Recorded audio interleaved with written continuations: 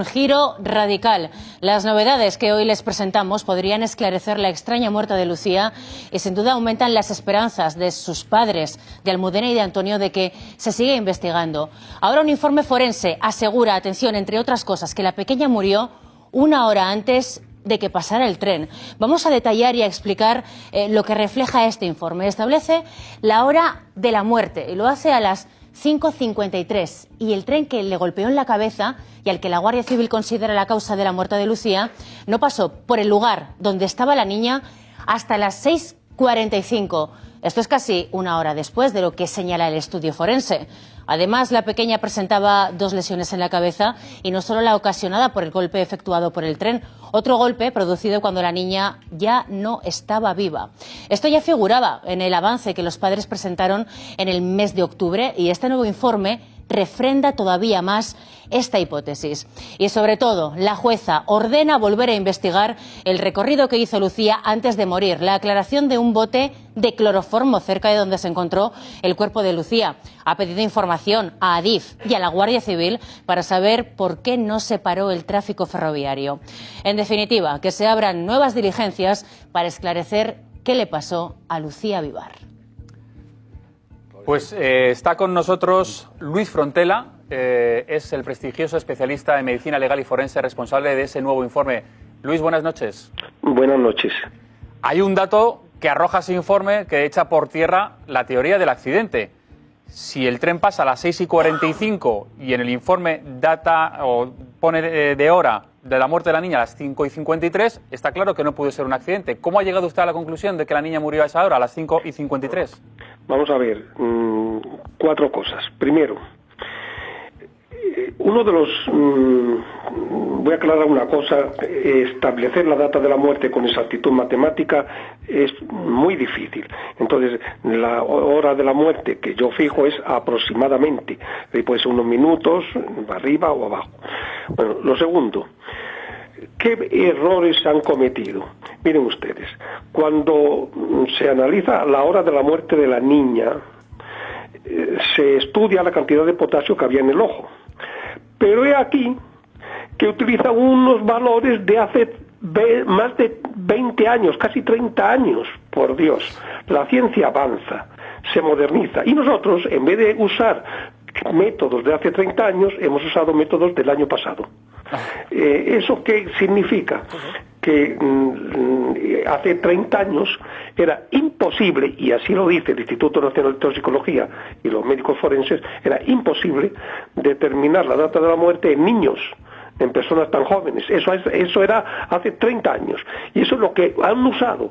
Ahora nosotros hemos usado unos modernos estudios del Instituto Karolinska, en el cual, y una serie de investigaciones, en la cual se establece la data de la muerte desde los 0 años, es decir, desde meses hasta los 91 años. Entonces, nosotros establecemos que la niña falleció, por supuesto, aproximadamente pues a las 5:05 de la mañana, antes de que el tren pasase. Pero además otra cosa muy importante, sí. La niña cenó aproximadamente, se lo voy a decir de memoria, no me hago mucho caso, pero por ejemplo a las 10:30 de la noche aproximadamente cenó. ¿Cómo es posible que cuando le haga la autopsia no haya ninguna digestión de esos alimentos, esté el estómago repleto de alimentos sin digerir? Mire usted, nadie puede tener, estando vivo y estando sano, alimentos en el estómago tantas horas como desde que la niña desapareció hasta que pasó el tren. Es imposible, porque el estómago tenía plena comida de la cena. Puede ser por 2 razones, porque murió en la primera media hora de desaparecer, murió en la primera media hora, o porque recibió un golpe en la cabeza que la quedó inconsciente o que ya la hirió gravemente, y en esos casos se paraliza la digestión. Pues yo creo que estos datos que está dando usted me parecen muy interesantes. Yo creo que queda claro que la niña muere antes de lo que dicen. Perdón una cosa, pero es que luego la niña tenía exangües las vísceras. Había perdido la sangre completamente, tan completamente, que cuando se muere una persona se forman unas manchas azuladas en el dorso de la espalda que se llaman livideces cadavéricas. Ni siquiera tenía livideces cadavéricas, porque no tenía sangre.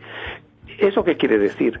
Que después de recibir el golpe en la cabeza, se fue desangrando muy lentamente, hasta que luego recibió el golpe con el tren. Y entonces, además es muy claro, esclarecedor lo siguiente.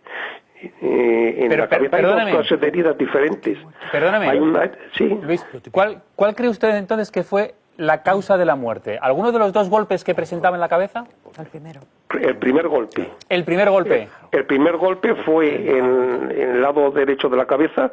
Es un golpe con... Pero además, fíjense que tres cosas tan simples que lo entiende cualquier persona. La niña tiene dos golpes. Dos. Sí, sí. Uno en el que fue el objeto que incidió sobre la cabeza, incidió perpendicularmente, y otro que fue... Perdóneme, ¿y ese golpe pudo ser provocado por el tren o no? No. Ese golpe fue producido en la primera media hora, una hora de su desaparición. Y el segundo golpe es cuando ya el tren rebanó una herida que se llama enescal, desgarró el cuero cabelludo de la cabeza. Entonces, por lo que me dice usted, tiene dos golpes, uno que no lo provoca el tren y que le causa la muerte. Pero los golpes fundamentales son esos dos. Exacto. El primero produce, pero además hay otra cosa que también se va a entender claramente. En el primer golpe, el que sucedió poco después de desaparecer, tiene coágulos de sangre, es decir, que estaba viva la niña. Pero el segundo golpe, que es el del tren, no hay ni un solo coágulo de sangre. Porque ya estaba muerta.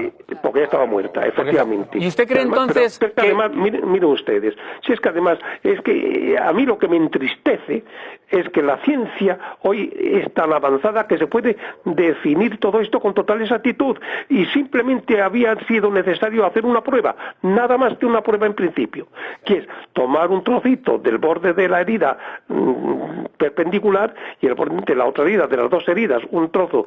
Eso se analiza y se puede saber qué tiempo transcurrió desde que se produjo esa herida hasta la muerte. Es decir, nos hubiese dado el parámetro de cuánto tiempo transcurrió entre una y otra herida. Eso no se ha hecho y se ha pedido. ¿Y se puede saber, perdóneme, con ese primer golpe que le causa la muerte, si la muerte es accidental u homicida? Eso claramente es homicida.